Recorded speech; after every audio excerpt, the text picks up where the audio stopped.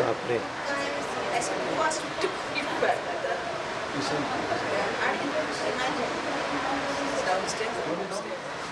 Let's start. She's Advocate Rama Sarode, Advocate Vaishali Bhagwat,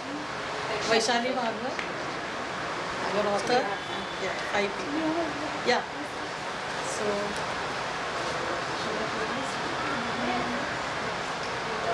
Create more female role models. That is where we started 8 years ago.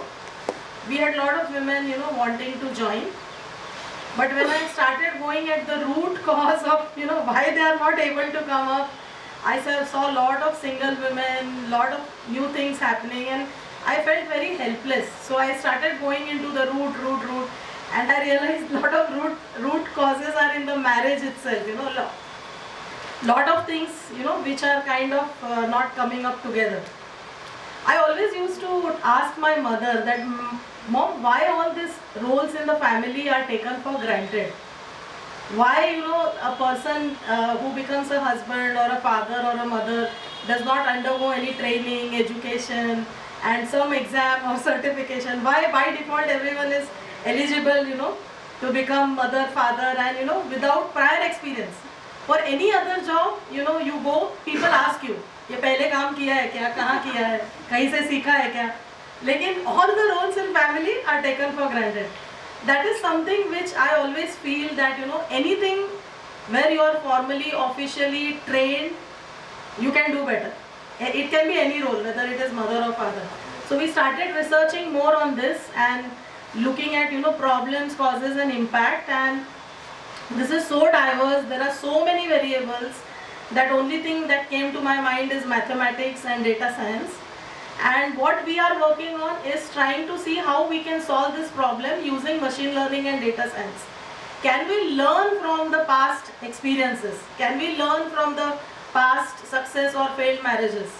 Can we find all the factors, which are there and the variables are very high? Can we study them? Can we understand the patterns? Can we see if there is a correlation? Can we burst myths? Because there are a lot of myths also. So with this objective, we started working on this project where we are trying to solve the problem. It's a huge problem. So we thought, in the school we are taught, right, prevention is better than cure. So I said, let's start with proactive and preventive approach. So let's target the people who are going to get married. Let's try to improve their success rate or probability of failure. And that is the first thing which we have decided to do. And for that we are doing a lot of surveys. We are learning through various existing, stories, books and all kind of training material. And that is where I came across Kalyani's 24 case studies. So our objective is to do a machine learning model, simple. So we have gathered here because we need help from domain experts like psychologists, lawyers, HR and everyone who is directly or indirectly related to this profession. So we will discuss more on how we will solve this problem. There are multiple approaches, but let's first understand the problem. So Kalyani has done a lot of research in this area. She was, as you know, she was reporting in the family court, and she has very closely seen a lot of stories. So I invite her to share a small background of her bookmaking, and then we'll start with a panel discussion which will be led by Kalyani herself. And we have a chief guest here, Shweta Shalini ma'am. She has done a lot of work in this area. She has a lot of bigger picture than what we have, So we are hoping that she will be able to guide us and give us some more direction on what we can do. Because there are a lot of tracks when we start talking about reducing success failure rate. People say, आज कोई शादी नहीं करना चाहता है, living in is the next trend. Fine, but it's not going to become 0%. Maybe 20-25 years it will change. It has changed 1%, 2%. Maybe it will become 10% non-marriage.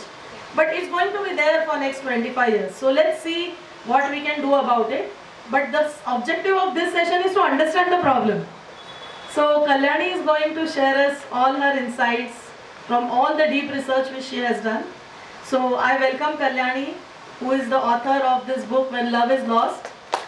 24 case studies from the real world divorce cases. So welcome Kalyani. Thank you, Suchita Bhai. Am I audible to everyone? Yes. You know, I prepared this speech, but I don't think we're going to need it. We're going to have a far more interactive But I think for session. recording it will be good. All right. Maybe you can take it in the hand.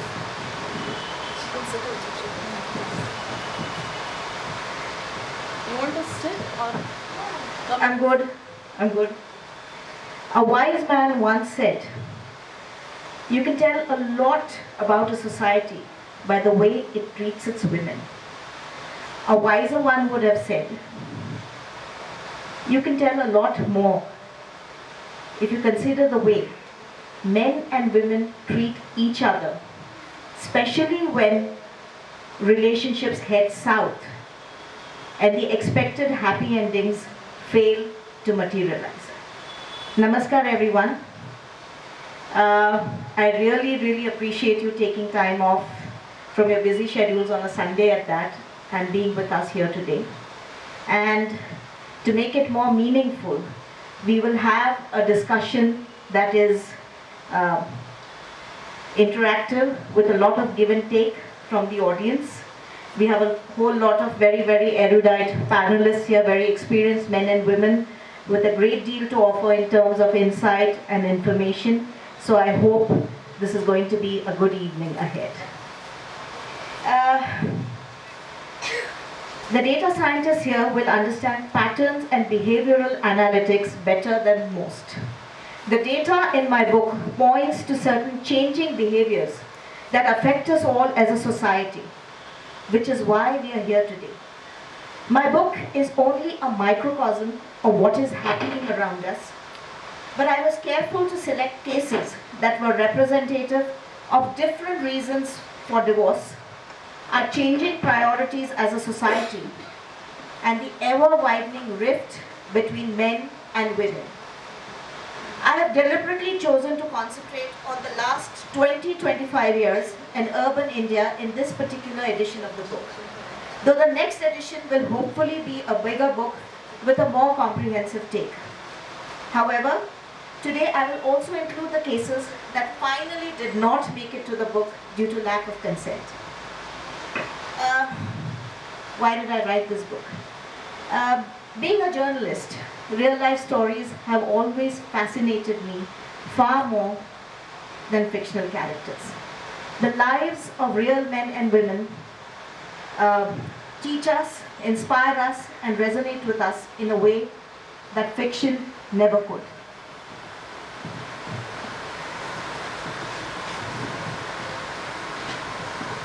So the idea for When Love is Lost was first seeded in the time I spent covering the family courts as part of my beat as a reporter for various national dailies. Given that the family is the bedrock of a society, my editor felt it was worth delving into the complex nature of all domestic relationships, whether matrimony, live-ins, or even LGBTQ relationships, especially when they show up for the final reckoning in the family courts of India. An institution that bears mute testimony to an unparalleled range of truths, from the heart-rending and touching to the cruel, bizarre, and sometimes inadvertently funny. An institution whose walls could tell stories that outdo any soap opera writer's imagination. I do know this for a fact. The first case I covered was in 2008, and it was that of a live-in partner suing their ex.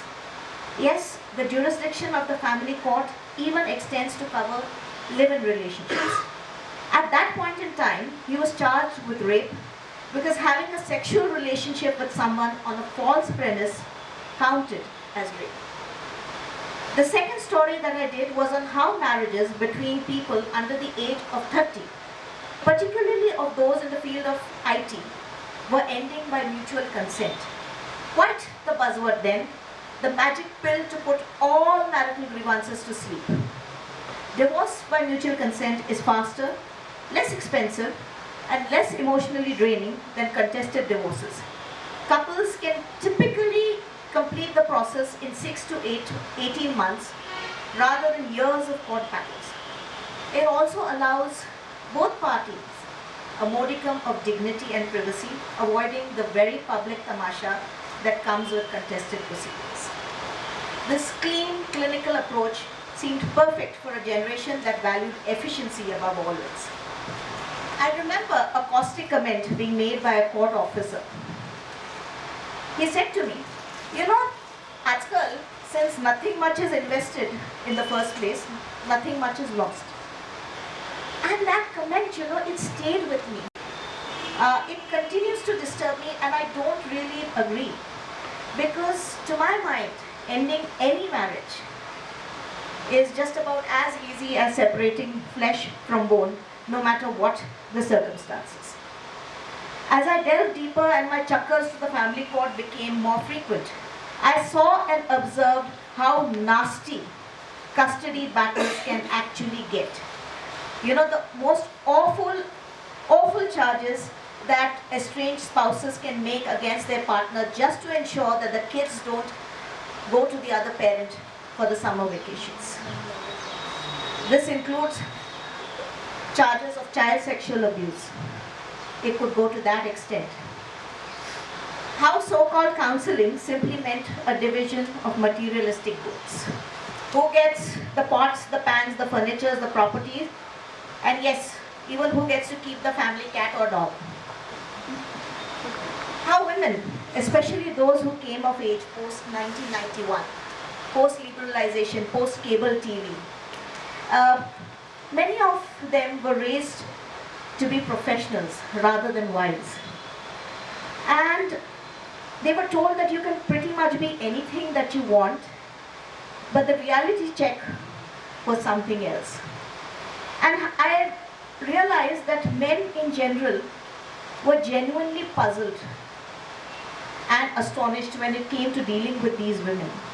They don't quite know where they stand or what to expect. And from therein stems something called the men's rights movement. How many of you have heard of the men's rights movement in India? I mean, the lawyers. Well, as it stands, men's rights movement in India as it is existing today depends a lot upon women winning or losing. Something like an algorithm, you know, like a reactive algorithm. I mean, they see empowered, educated women as the enemy and feminism as the great bugbear of our society. Starting off in the 90s in Kolkata with the Pidito Purush, then to the Patni Atyachar Virodhi Samaj in Lucknow, and then there was another organization that came up in Mumbai. It has gone from strength to strength.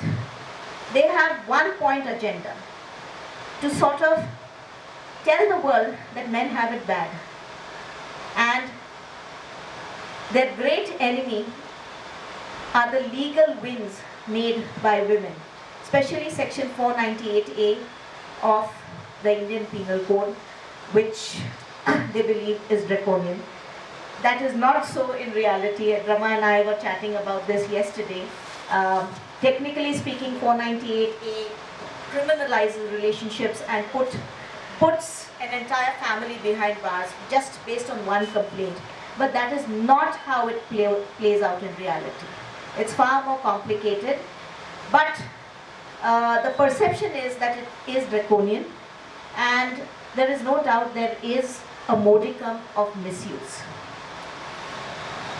What's more, it does not actually bring any remedy for the woman.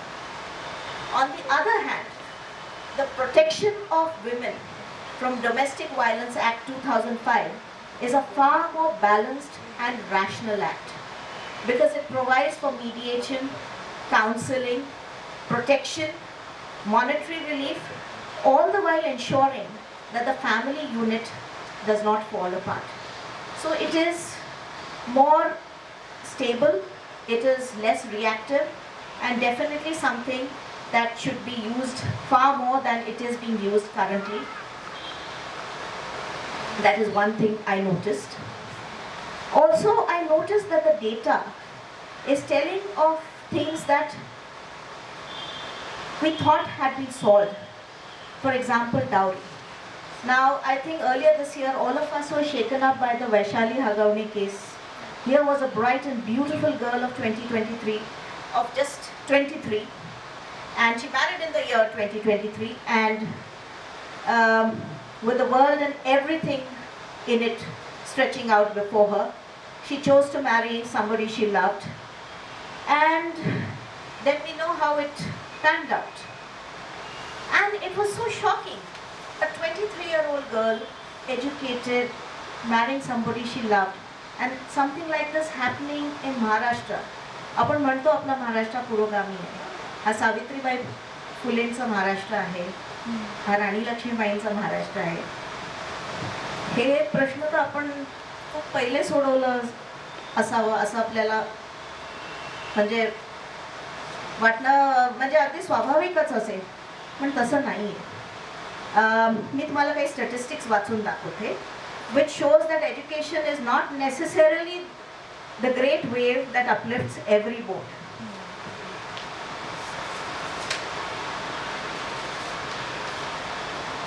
According to the 2006 Rural Economic and Demographic Survey (REDS), dowry was paid in 95% of marriages between 1960 and 2008. Dowry per marriage often amounts to several years of household income and imposes a substantial burden on girls' families. And as we know, it is prevalent in all major religious groups across India. Here's an interesting paradox. Kerala, despite its image of being a very evolved and educated state, exhibits stark and persistent dowry inflation since the 1970s and has the highest average dowry in recent years. Other states with inflationary trends are Haryana, Punjab and Gujarat. Maharashtra is somewhere in between.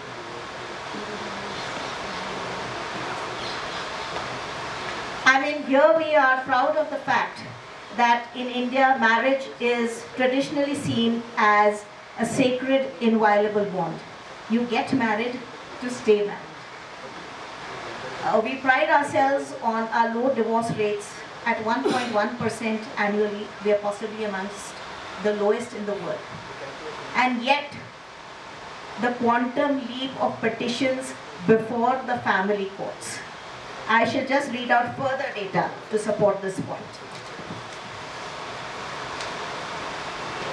UN reports clearly indicate that since the advent of the millennium, the number of divorces in India have gone up twofold.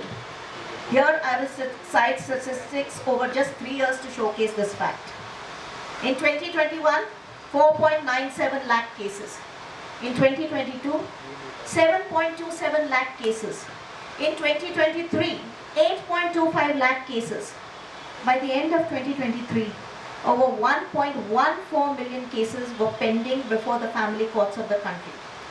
On average, that translates to approximately 2,200 to 2,300 new cases filed every day across the country.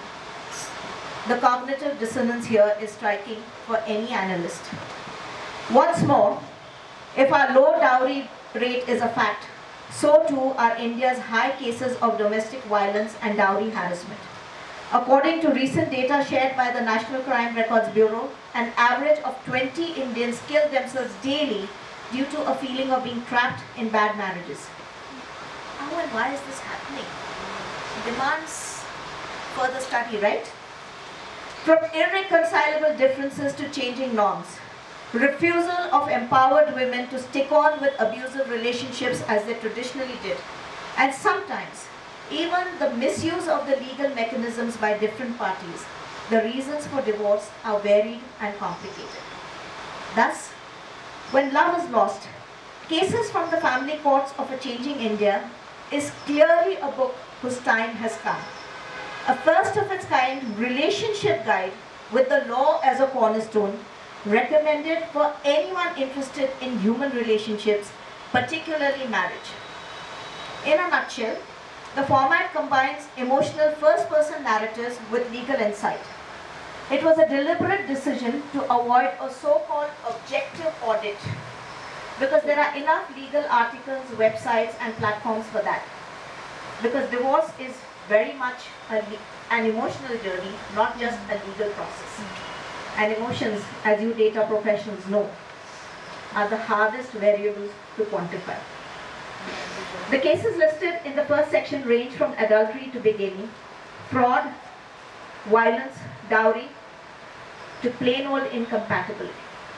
The second section of the book has mediators, lawyers and counselors weighing in on the battles worth fighting and those not. Some cases will resonate, some will jar, and hopefully each one will make readers ponder over the difference between what they should compromise on and what they shouldn't. In a country where the legal system is still coming to grips with incompatibility and irretrievable breakdown of marriage as grounds for divorce, it's useful perspective to have.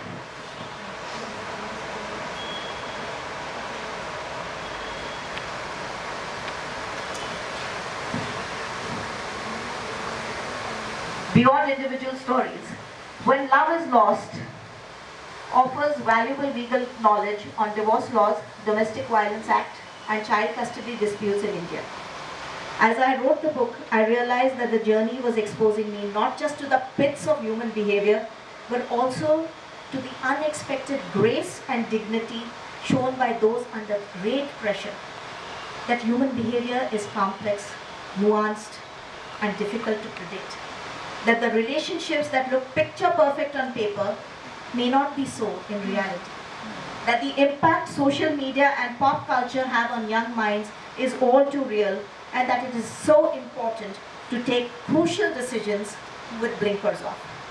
That men hurt as much as women do. Pain doesn't show up differently based on gender. That while love may be lost, the quest for dignity and justice should never be. Perhaps premarital counseling should be the rule rather than the exception. Because just as you train for a career, so too it is an idea worth considering to enter marriage with a realistic lay of the land. However, what you, the readers, may take away from the book is likely to be as diverse as the cases themselves. Friends, as I conclude, I want to emphasize that this book isn't just about broken marriages or failed relationships. It's about understanding the behavioral patterns that drive human connection in our rapidly changing society.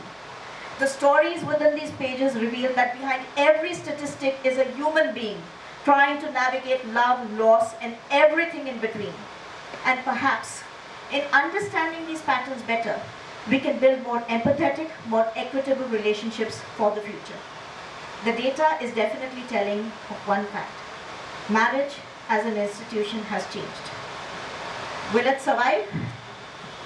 I think that's the subject of our panel discussion today, amongst other things. With that, I thank you for giving me your time and patience.